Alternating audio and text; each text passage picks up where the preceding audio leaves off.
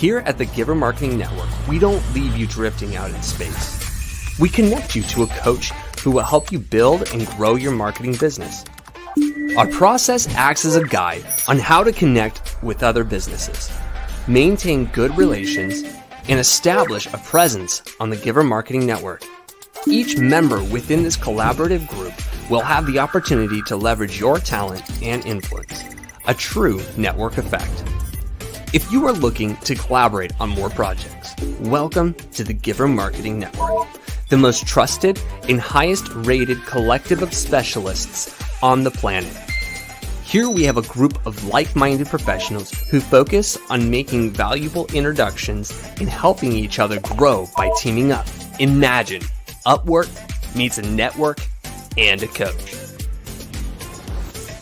The talent collectively includes services like visibility and SEO, creating logos, designing websites, managing social media, outreach messaging, visual storytelling, and much more. Think of what you could do with laser-focused allies strengthening your business while offering your talent to the entire network. Click near this video for more information.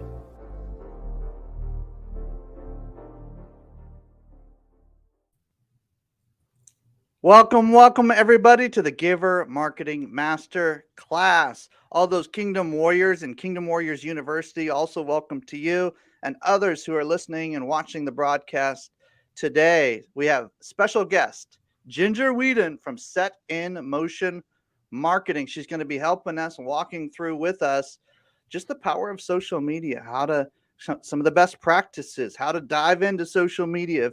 If you've been one who's been kind of randomly trying to experiment, but you need a little bit of a structure or a guidance, Ginger's your gal. She's the one that you're going to want to talk to for sure. And Ginger, thank you so much for putting this together. Really appreciate you and your depth of knowledge.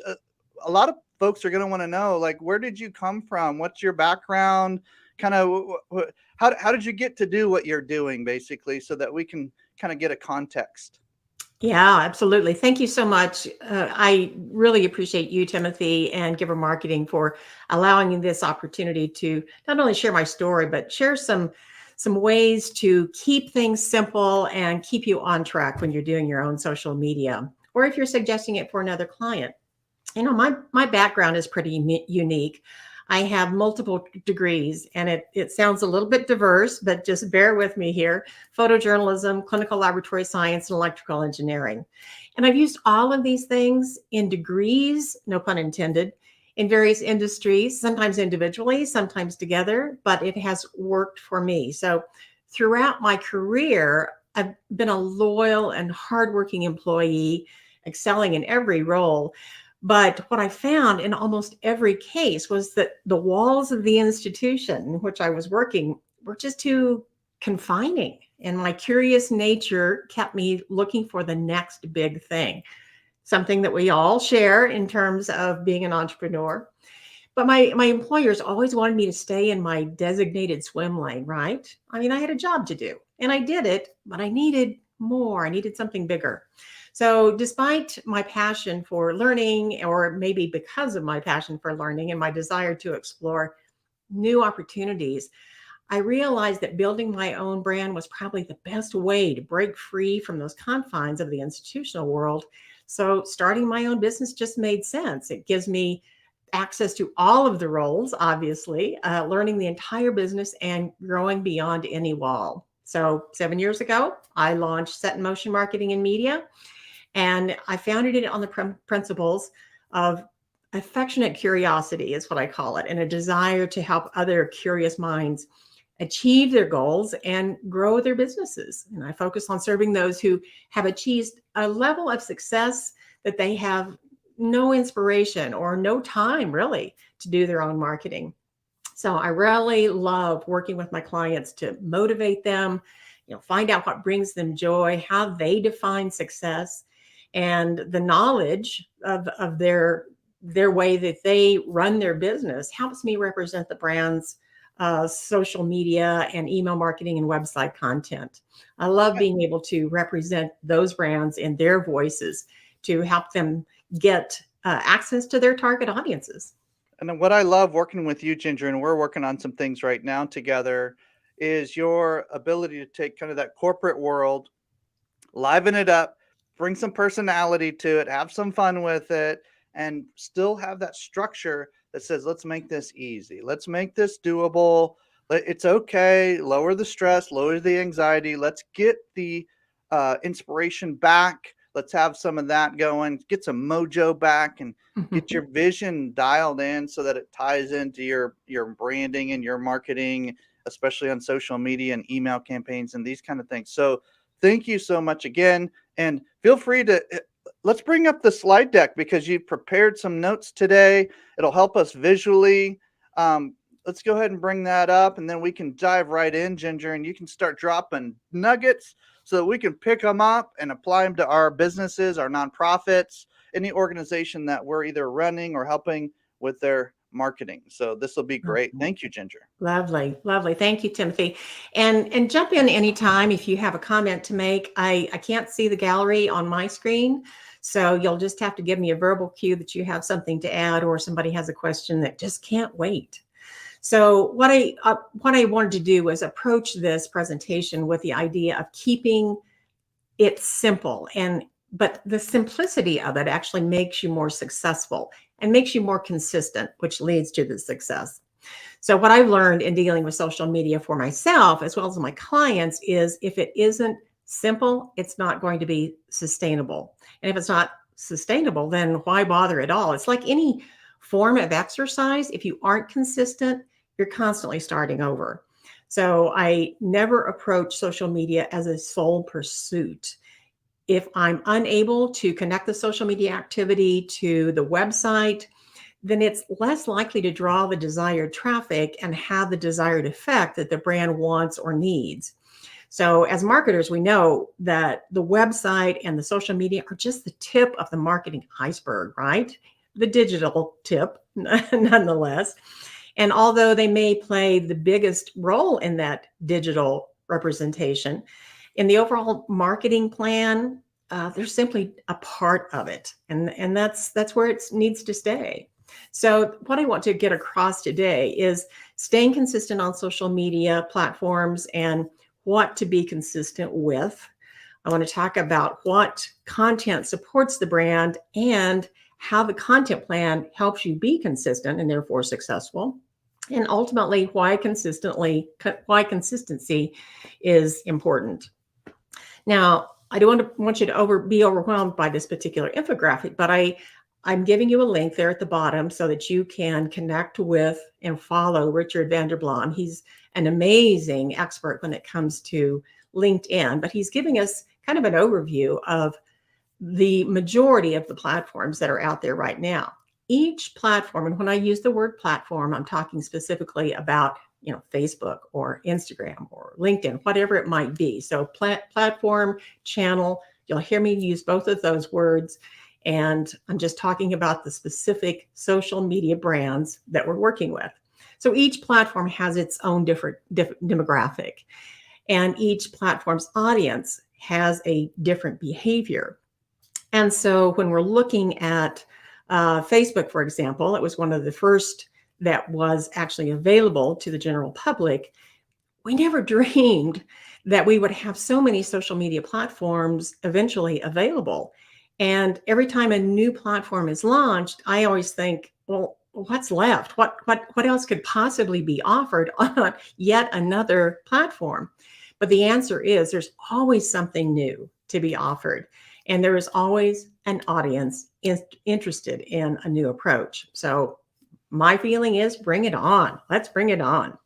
The broadest audience of all of these social media platforms are going to be Facebook and YouTube, because those are the oldest. And so they've evolved most. And generally speaking, for the purposes of marketing and business, Facebook has an older demographic, and YouTube runs the full range of ages due to the fact that it's carrying a lot of educational content. Instagram is a younger demographic.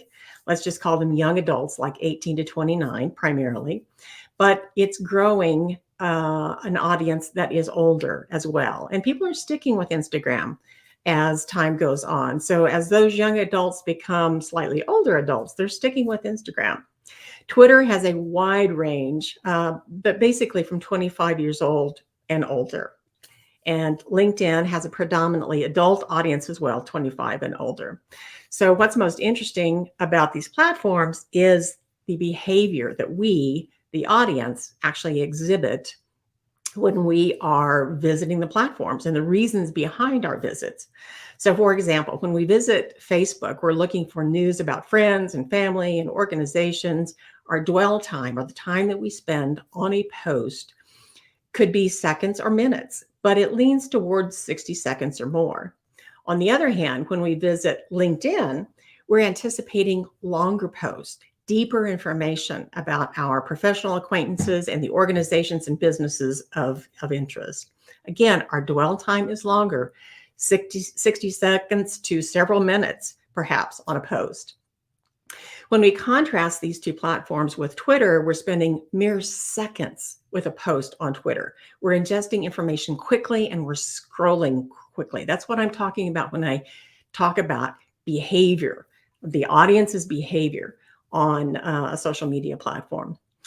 And then on the other end of the spectrum from Twitter, when we go to YouTube, we anticipate as an audience spending much more time, potentially even hours on YouTube, because primarily we're there for education and for entertainment in longer forms of content. We don't spend seconds listening to a podcast video or an educational video. We spend hours. So what that means to us as we develop our content is that the content has to support that audience's expectation. I will not be posting a 15-second video to YouTube, and conversely, I will not be posting a 30-minute video to Instagram, even if I could. The Instagram platform doesn't allow you to do that at this point, but there's a reason for that. They've decided that the shorter videos are really what their audience wants to see. So consequently, the platform's algorithms and the surveillance of the audience, because they're watching us all the time, the surveillance of the audience's behavior identifies how the audience is interacting with the content, how long we stay, in other words, how long we dwell on a post, how many times we look at it. They're gauging all of this, and how we engage with it. Do we like it? Do we share it? Do we comment? Do we save it? That's big time points on any of these platforms. If we download that or save it, they know it, and that really helps us out in the long run as users and frankly as audience members as well. This is the way the algorithm answers the next question, which is, what else should we do with this post? How widely should we share this content from this particular user or this particular brand? When you first post a piece of content on a platform, it's only served up to about 8% of your following. I'm just going to let that sink in a little bit. 8%. Do you realize how few people that actually is? So if you have, for example, 100 followers, a piece of content only gets served up to, inserted into the feed of 8 of those followers. Again, 8%. And thus, this drives the need for us as users to grow our following so we have those bigger numbers. I'm not thrilled about that objective, but that really is what the machinery is waiting for. And Ginger, you're talking about the algorithms right now in a kind of a pragmatic way. And I'm curious, before we get to some of the questions from our panel that's coming in from the green room here in a few minutes, I'm curious of, like, are there some best practices that you're going to be touching on that would help increase the visibility? We always like to say the eyeballs and the ears right. of those that are in our audience. Is that coming here in a few minutes, or can we talk about that now? You know, it is coming. It's kind of woven into the other slides that I want to talk about, because it's really based on, of course, what the audience wants. You know, we have our own desires about how we want to represent our brand, but we're going to get the eyeballs, as you call it, when we deliver the kind of content that our user or that our audience actually wants to see and ingest and dwell on. So we'll be talking about that next. how do we keep our authentic brand while still playing nice with the algorithms? Like, Probably- without being kind of pitchy or without getting too crazy, hyper, how do we Exactly. be ourselves? Like, how do we do Yeah. that? Is that something that you Yeah. can touch on right even now as we continue? It's part of the overall, what I call the prescription, is Mm, being authentic, but being human, as well as delivering expert content that represents your brand. So those are the three key pillars, if you will, of what we want to deliver on social media that will got keep it. our Okay. audience And engaged. you're going to cover that. Okay. Thank I you. am. Sorry. I just Yeah. wanted to ask. No, that's good. That's good. Thank you for leading in that way. So once a post is delivered and you've got 8% of your followers that may have seen it. We can't dictate, of course, what they're seeing, but it's at least been delivered to their feed. If one or more of those followers actually interacts with that post in the first hour after it's been posted, then the platform will push it out to a greater number of audience members. So that's really key. That first hour or the first 2 hours on a given platform is really key. Then as the algorithm is watching the behavior of that extended audience, it will continue to deliver to more people. So having that real early activity is really important, as well as what happens after that early activity. The engagement is absolutely king. That will drive not only the interaction with a given post, but it brings you obviously more audience members as well and more followers. But that's what we're driving for. All right. So now we're going to get into what the audience wants, which is what you were talking about a second ago, Timothy. So I've just explained that there are differences in the platform. So how different could the desires of the audience be based on those platforms? Platforms are really driving the format and the type of content that we're delivering in terms of length or time of dwell, that kind of thing. The audience, they're all human, right? Except for the algorithm. Of course, that's a machine. But the audience that we're trying to attract ultimately wants to see our authenticity, it wants to see our expertise, and it wants to see that we are human. So those are the expectations. That's what keeps people engaged. And it's always the same on all of the platforms. Those are the similarities. They want to see authenticity, expertise, and humanity. So I want to go a bit deeper, more deeply into each one of these, because I think it's important for you to understand the distinction of this. Let's talk about authenticity first, because it's really the most misunderstood, or at least the aspect of social media that we tend to, as users, as brands, we tend to think that people don't want to see, or they aren't interested in, or we just don't think about it.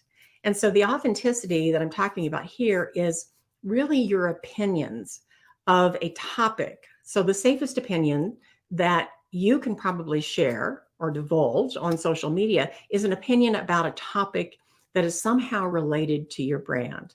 So for my brand, for example, I will offer an opinion about a new functionality in a platform, or I'll give an opinion about a tool I use for my business. It could be, opinion or a tip on how to use Canva, or a new feature or functionality to one of the social media platforms.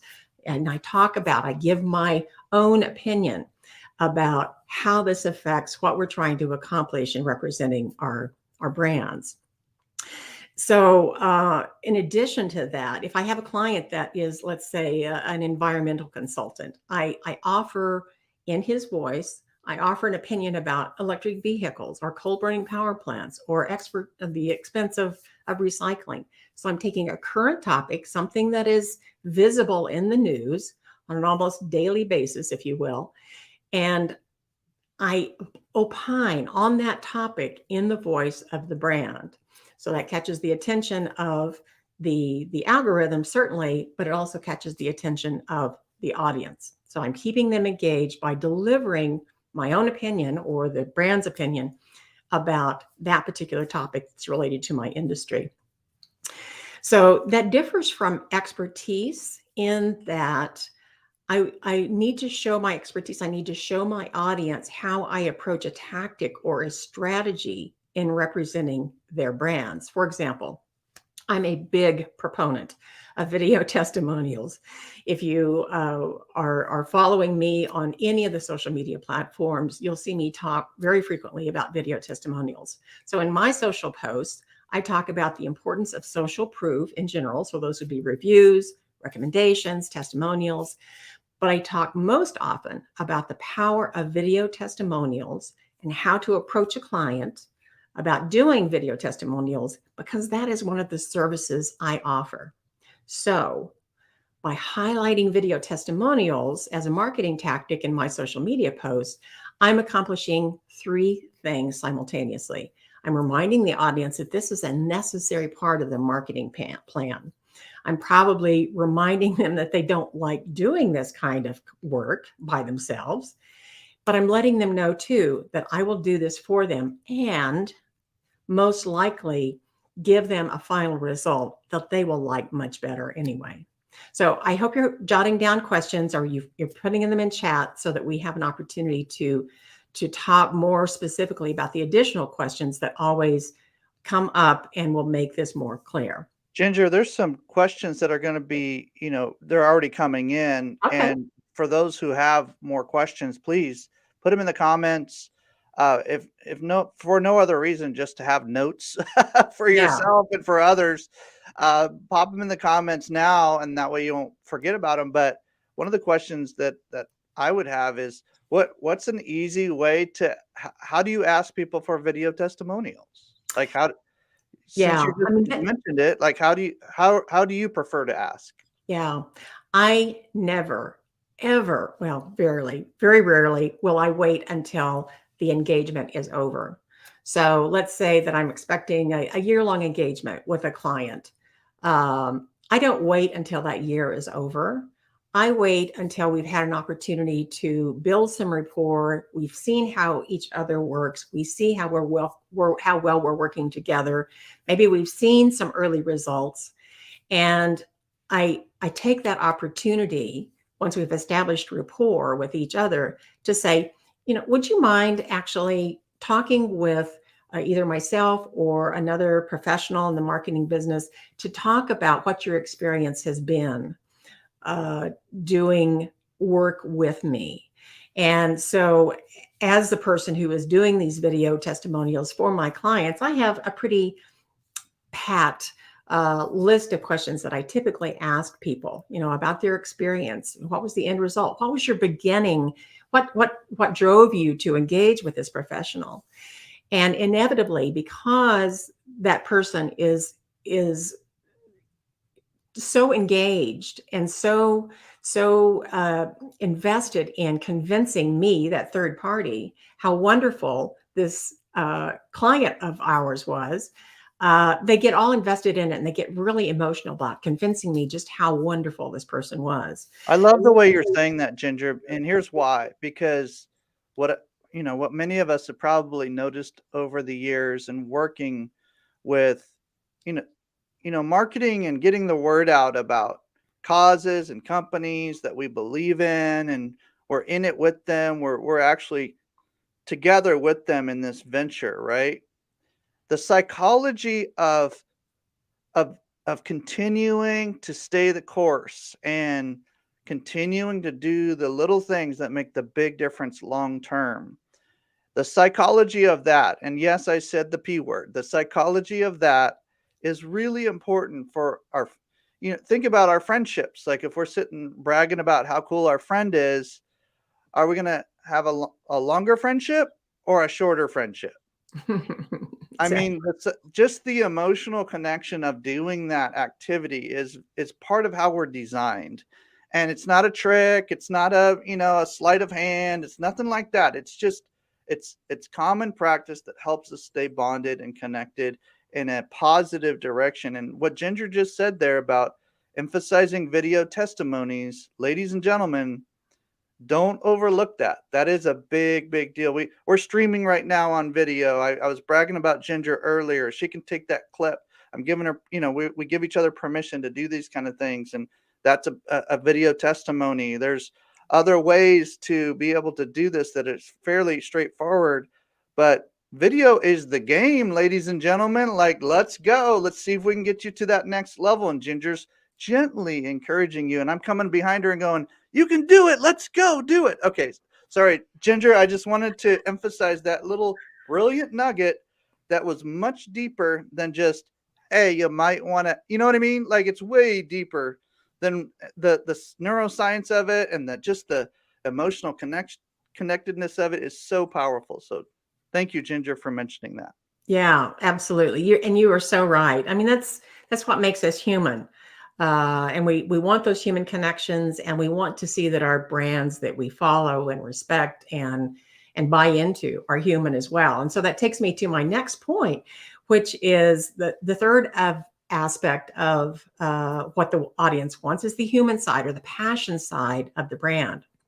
Now, the audience wants to see what you're passionate about, and they want to see what the brand stands for.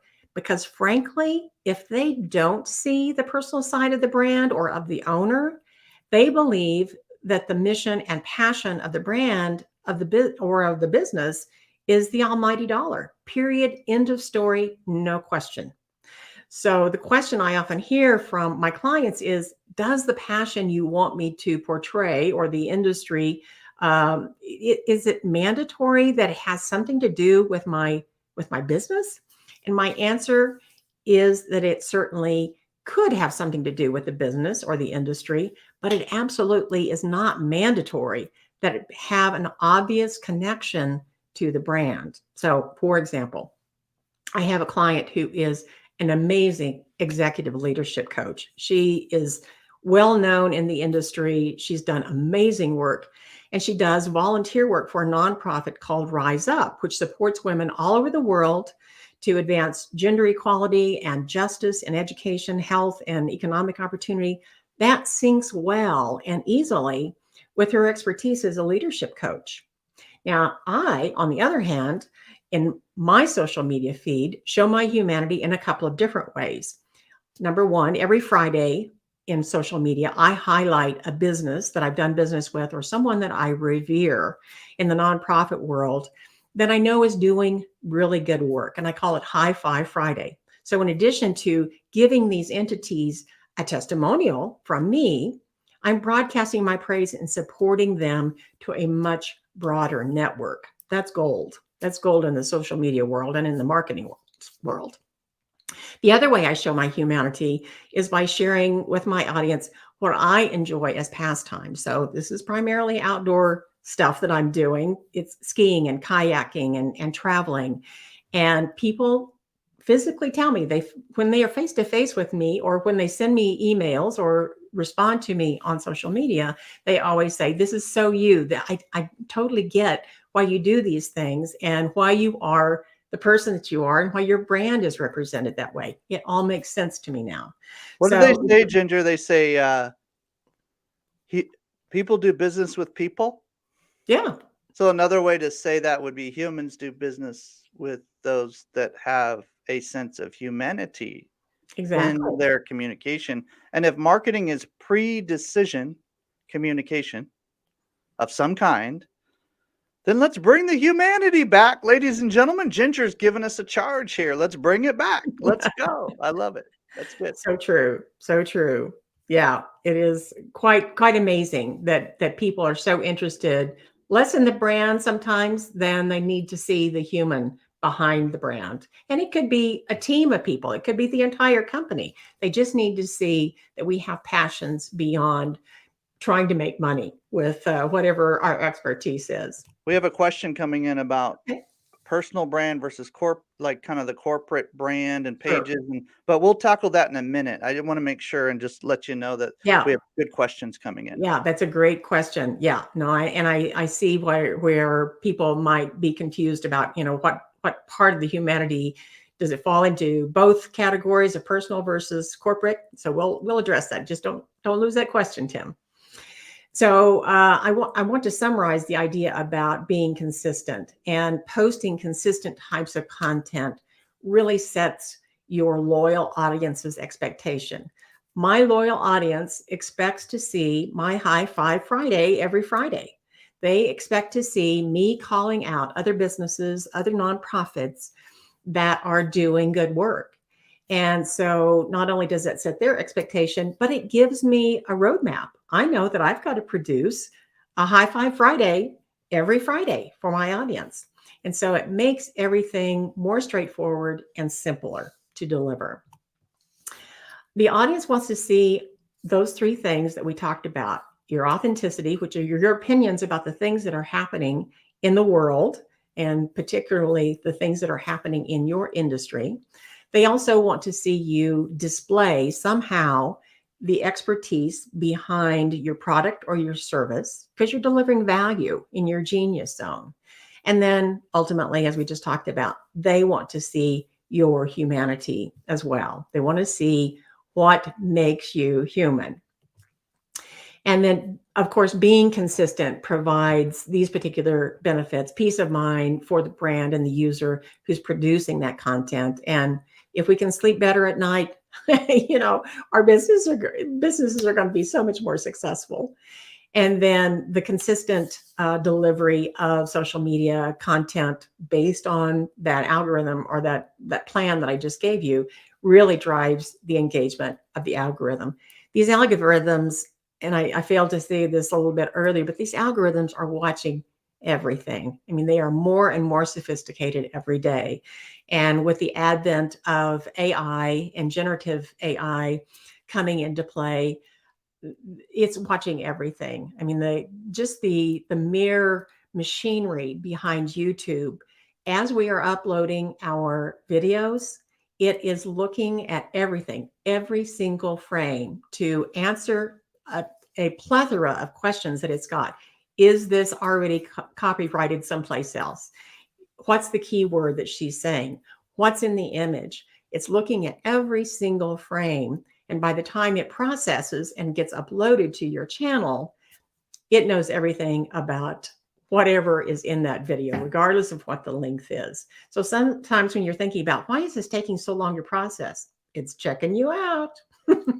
That's what that algorithm is for, at least one of the things. So that algorithm in all of the platforms is really helping drive the engagement, and ultimately is the king.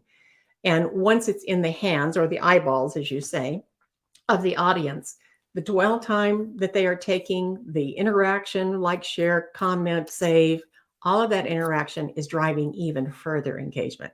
So very, very important, all three of those aspects. So I just want to share this particular screen. These are people that I follow to help guide me in new things that I'm trying, or maybe old things that I need to get rid of, because it's constantly changing. And they inspire me because their audiences are far larger than mine will ever be, because they are followed internationally. And so the data that they can deliver to me, just like that infographic we saw at the beginning, that data that they have that they can share with me is far more significant than the thousands of people that I am trying to derive data from in my own feed, in my own interactions. Well said, So, Ginger, and thank you for kind of mentioning some of the other influencers that are not only influencers, but professionals yeah. and reputable people. Oftentimes will define leadership as influence plus responsibility. And ultimately, when it comes down to it, there's people that are leading well, and they're worth mentioning. So thank you for mentioning some of those people there on the screen. And ladies and gentlemen, don't forget to connect with Ginger. I know she's very active on LinkedIn, so check her out at Ginger Whedon, WEEDEN.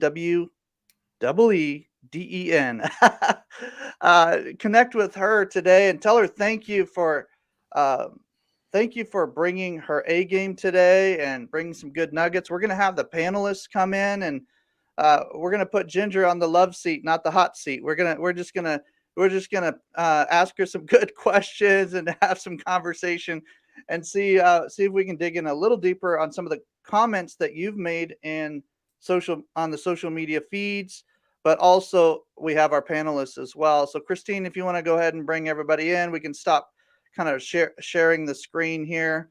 And I, the gift. yes. Ginger, Don't forget. don't let me forget. Bring that back up. What's the gift that we have for our audience? Let's bring that back up for just a second. There it is. Yeah. So can they see it on the screen yet? Yes. Okay, excellent.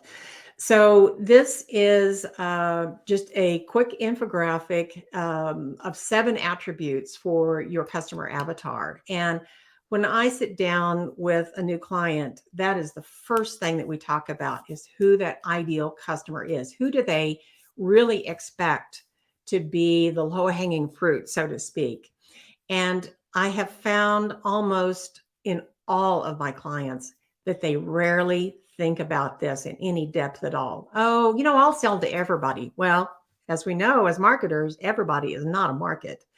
So getting down into these demographics and psychographics of the customer really help the client understand who we're actually targeting, who is their most likely suspect to buy their product or their service. So I think I've let this. Can I speak to that just for a second, Ginger? Please As we do. have this on the screen and people are taking pictures and just kind of screenshotting this so that they can connect with you and get that goodie later, or even now. Just grab it now. I mean, this is a gift for you. So it's probably worth hundreds of dollars. Just grab this. And I know that the work I've done with Ginger and digging deep on some of these conversations has been extremely valuable. I would say this. There are people that have been in business for a long time or just starting out, and this one step right here could mean the difference between them doubling and tripling their revenue in the next couple of years to them going out of business. This one thing right here that Ginger's offering you as a gift. And you might say, "Oh, I already know who my target audience is," and that. Well, let's confirm it. Let's make sure, because you want to double check and triple check unless you're an extremely arrogant person. You always want to double check and triple check whether what you're doing and your activities are, and you have different voices that come in and compliment, try to figure out, help confirm what you're trying to do. Then this is a great tool. So grab a screenshot of this or take a picture of it with your phone. It'll automatically bring up the QR code link if you just take a picture of it. So in most cases, so just grab that. And with that, let's bring the panel on. I've been excited about this part because we got our team members coming in the house. We got Patrick and Kurt and Ingrid and Sam and Christine's here. And we got a good panel today. Oh my goodness. For all the team members who are here to ask some, and we have questions coming in already. Christine, before we get to the questions of the panel, I know Oz had a question in the comments. There was one or two others, maybe. I'm trying to remember. Is there anything in the comments that might be worth framing as a question for Ginger? Oh, most definitely. I found Oz's question. He says, as an artist, I feel that YouTube and Instagram and TikTok are where I should be concentrating for my low, medium priced items, and LinkedIn for the custom high priced artwork. Do we have any comments on that? So I think he's looking for your expert advice on that one. Let's hear it. Yeah, absolutely. Well, Oz, you and I may have talked about this in the past, but literally on any of these social media platforms, you will find clients. And it's not necessary no, let me back up and rephrase that. If you enjoy TikTok, if you enjoy Instagram, if you enjoy YouTube, you will find your people there. They are everywhere. It doesn't mean that the people that are the majority of people in LinkedIn are going to spend as much time in TikTok as they are in LinkedIn. That's not what I'm saying, but there are customers everywhere. What you might want to consider is just what your product or service, and Oz, I'm very familiar with your product. I have some of them hanging in my closet right now. How does that display? So if I'm going to spend mere seconds looking at Twitter or mere seconds looking at a TikTok video, can I display my product or service quickly enough that I grab their attention? I would say with your artwork, Oz, yeah, you got it nailed, brother. I would Bring it agree on. with that. Good work. Good question. Any other questions? As even more might come in the comments, Christine. Anything else pop out to you, or should we go right to the panel? Oh, here we've got another one. What's the recommended platform to use for a novice starting out and new to technology? Because you're using that technology to get on your social media, but a lot of people are afraid to start, right? That can be overwhelming. Where do you recommend they give a first step? It is so true. It can be overwhelming. And as you add more and more platforms, it can get even worse. So pick something that you want to be involved with. If it's Twitter, great. Then dive deeply into that particular platform and don't move on to another platform or add another platform until you feel like you're comfortable in that particular initial platform that you've invested in. So whether it's Facebook, which is a safe and relatively user-friendly interface, or LinkedIn, or whatever it is, dive in, get familiar with it, get confident with what you're delivering. That's the key to this, is not only consistent content, but confidence in what you're delivering on a consistent basis. And then you'll be successful anywhere. That's a great tip, ladies and gentlemen. Great, not a good tip. That's a great tip. Like, that's something you actually want to do today. Like, apply it today. Don't feel like need to get overwhelmed and go start 17 different, social media profiles. Do what Ginger just said. I couldn't have said it better. I've heard a lot of people talk about this, but that was so succinct. Hey, Christine, I want to honor Patrick, and he's laid out a couple of good questions in the comments here on StreamYard. And if we could go with Patrick first, because he's kind of organized his questions, and then we can kind of go more free flow. That would be great. I love that. Patrick, you had some great questions for us. We saw in the back office here. Yeah. So can you hear me okay? Perfect. Super. One of the questions I had, Ginger, was when you were talking about getting quicker responses, which is always kind of a hard thing to do because you're never, I always use 12%, but that 8 to 12% that you're only hitting. I didn't know there was that hour thing, and I was kind of thinking, should we tie that in with other platforms, like maybe emailing people and saying, I just did this post, or texting your people, and that kind of a thing, to try to tie in other media tools to bring people into the post? Absolutely. Absolutely. In fact, I have what I call amplification pods, if you like technical terms. So when I post something, especially if it's a post about an event or something that I really want to drive traffic to, then I will copy the LinkedIn or Instagram or Facebook URLs to that particular post and text or email them to my amplification pod participants. And we do this for each other so that they can go as quickly as possible and engage with that post. And preferably, encourage them to actually make a comment and share it to their network, because that drives not only people back to your brand, but it also feeds new information into their own feeds. So it's actually quite amazingly successful. So if you can build an amplification pod, even if it's 3 or 4 other people, that will boost your exposure overall drastically. Patrick, before we get to your next question, can I riff off of that train of thought for just a second? Yeah, I was going to do the same thing, but no, go, man. I was just thinking, people who are in your circle of influence, Ginger, if they get it, they know about authority branding. They know they want to be associated with you. They know they want to share the love with you, and you're going to do the same thing for them. And association branding or authority branding and these kind of things start getting into the weeds a little bit. But at the end of the day, if I get an email from you or a text from you, we do this with each other all the time.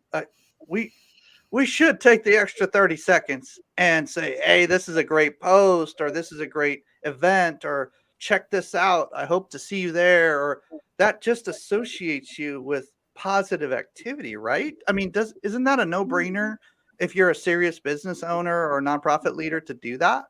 Right, right. And the question always comes up, well, I don't have time to be doing this all day long. Well, you're probably right. And most of us aren't posting every day. But if you can get even part of those people, just a few of those people to comment, like, share, whatever that particular post, then that tickles the algorithm, so to speak, so that it will boost it out to a larger audience. Okay, good. Sorry, Patrick, go ahead.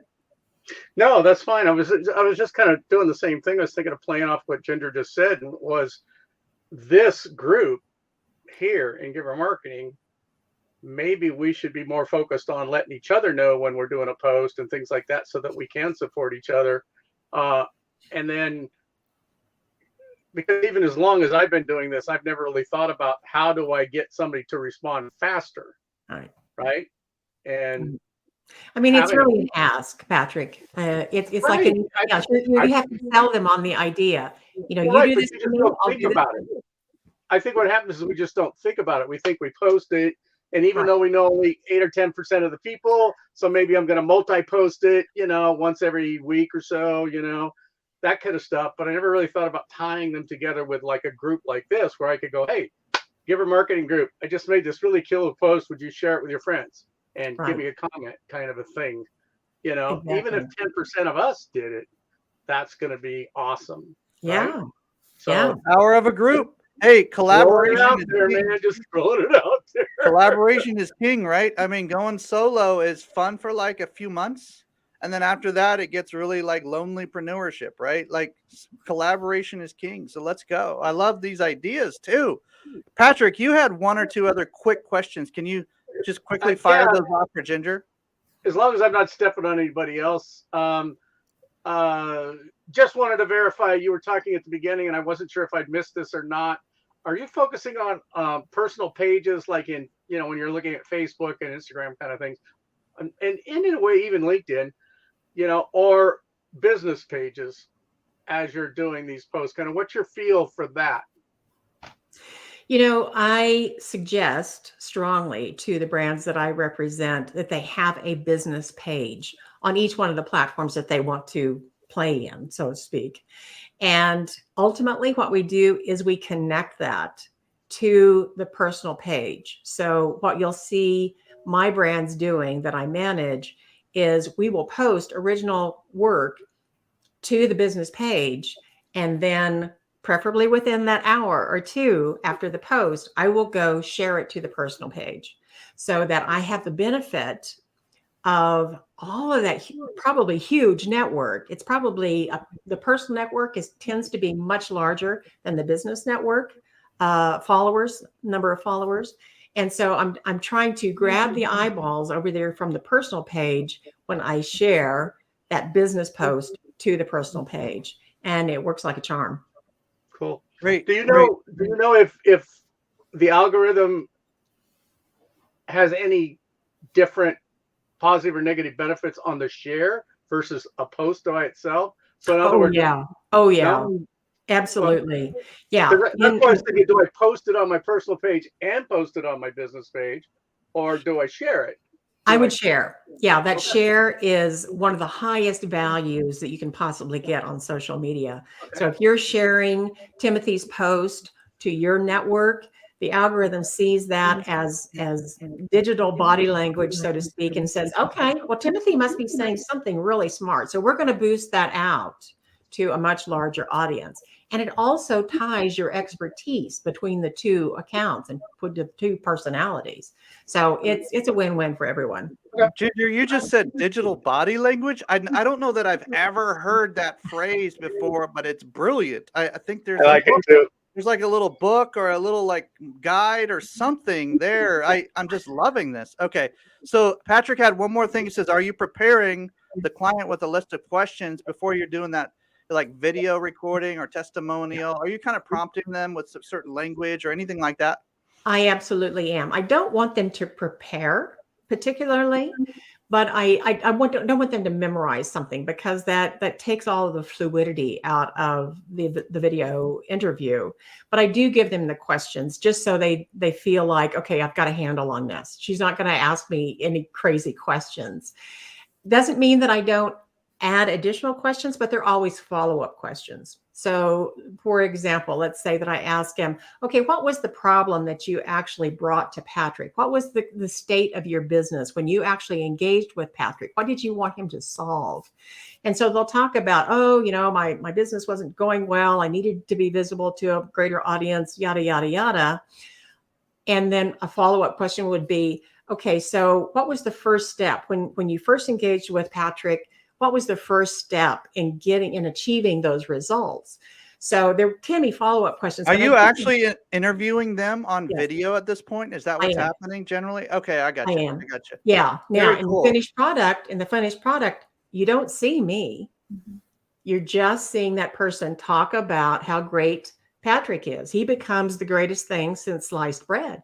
Right. And even if they see a little bit of you, at least they're the ones saying all those kind Absolutely. words, right? Yeah. Okay. Gotcha. All right.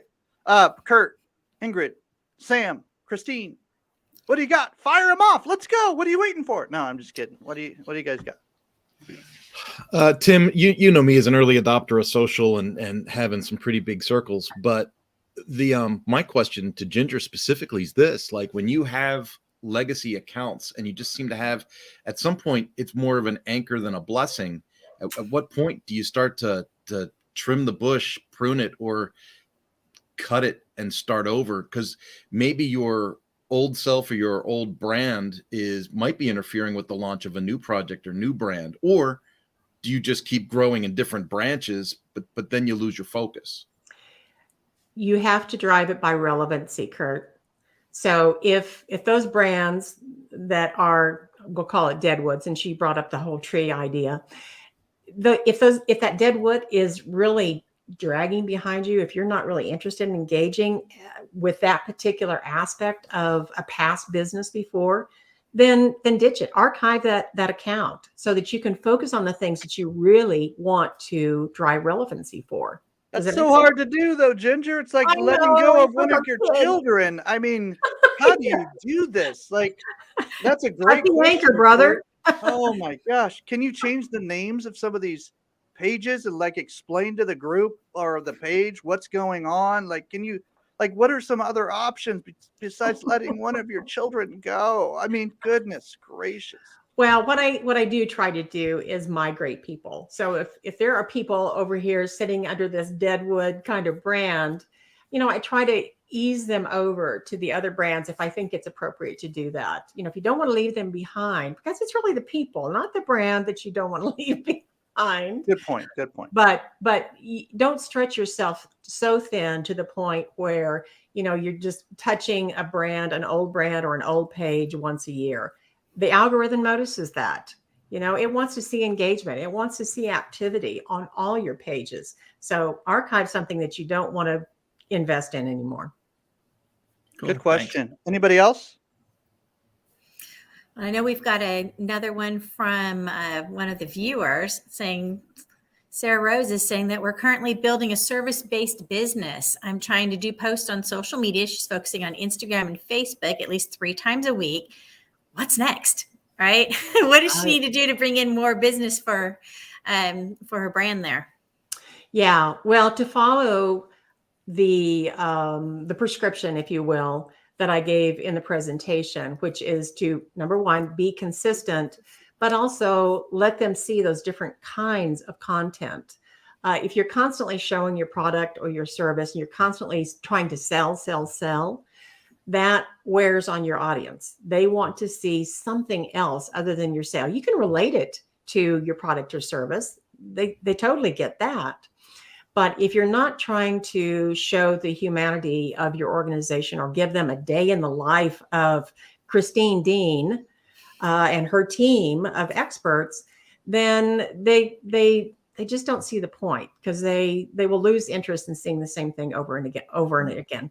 3 times a week is a good goal to have, depending upon which platform you're working on, but giving them a variety of content formats. Even if you're constantly doing graphic design or graphic posts, static design, try a video, try a PDF on LinkedIn, try something else within the guidelines of the platform.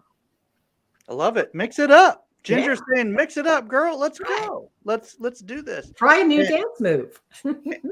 And if you're gonna try to dominate, and there's billions of people on those two platforms you just mentioned, if you're gonna try to dominate, then the best, most efficient use of time might be what Ginger just said. It might be as simple as mix it up. Let's go. Let's try something different. And it And might be more look, if fun. you're selling on your platforms, Ginger's gonna cringe. You don't really want to make Ginger cringe. She will mess with you. Sam, did you have anything? Yes, I do. First of all, thank you for the wisdom. It was a great presentation. One thing that stick with me was video testimonial. As you're a knowledgeable marketer, we see more and more software with that can do written testimonial, right? Pretty well, pretty realistically, and it's pretty mind blowing how trustworthy those can seem. Would you say that because of those, and because a video testimonial cannot be faked as easily, this also kind of like puts another great asset on why you should do more and more video testimonial and kind of like orienting your strategy that way? If I understand your question, Sam, are you asking if it's okay to kind of mix it up? So have video testimonials, but also have written testimonials? So basically, not really. Basically, what I'm saying is that we see written testimonials being more and more created, fake basically by softwares. Would you say that because of that, it makes the video testimonials even more, even more valuable? Yeah. Thus far, I've not seen anybody fake a video testimonial. So Right. It's probably coming. I will admit, we've got lots of AI out there that's creating some pretty crazy stuff. But thus far, I think that's pretty safe territory to be in. And it's far more even if those convincing are because- coming up, Ginger, wouldn't you say that it would be better to get some of those authentic video testimonials right. coming, so that when people start getting clues, they realize, oh, this person's been authentic the whole time. Exactly. Yeah. And I often will use the script or the transcript from the video testimonial in a written graphic form. Right. But you're right. The video testimonial becomes far more valuable because it's more human. Come on. I love your human, emotional and relational intelligence meets social media with Ginger Whedon, ladies and gentlemen. This was a great session today. Really appreciate all the questions. I know that we had a lot more come in through the comments. Pop in, replay with the, hashtag replay with your comments or questions as you're watching this. We're live right now, but as you're watching this later, feel free to put your questions and comments in. It'll help the algorithm. It'll help you. It'll help us. And it'll help Ginger be able to follow up with you later. So that'll be good for everybody who wants to connect with Ginger. Find her on social media, please, and get your free gift that we just showed on the screen earlier. And if you need more information about that, just ping Ginger and say, hey, I saw you on that Giver thing, or I saw you on that Kingdom Warriors thing, or I saw you on that video thing. Just mention it to her and she'll get you the goodies. Okay. God bless you guys. We will see you soon. Christine, you want to share a little bit about Wednesday? Well, and remind everybody, if they're not already part of our Giver Marketing group, they want to go ahead and join our group. We'll have that scrolling across also. So join our group, givermarketing.com/group. Come party with us, hang out with us. It's a wild and happening place to ask questions about social media from Ginger, or maybe you need some questions about SEO, whatever it is with your marketing. You want to be in our group so you can find out more information. And that's just one of the things we do is this weekly masterclass here. But on Wednesdays, we're having networking for marketers. So if you're a marketer and you've got a marketing agency and you want to team up with some other fantastic specialists, you want to come hang out and network with us on Wednesdays. So reach out and we will get you into that also. That's open to everyone, even if you haven't joined the Giver Marketing Network or anything. We just want to get to know you. We want to meet more marketers. We want more people to work with and do good in the world with. So reach out to us and be part of that. We'll drop that in the comments also. So we will continue to see you soon. See y'all next Tuesday.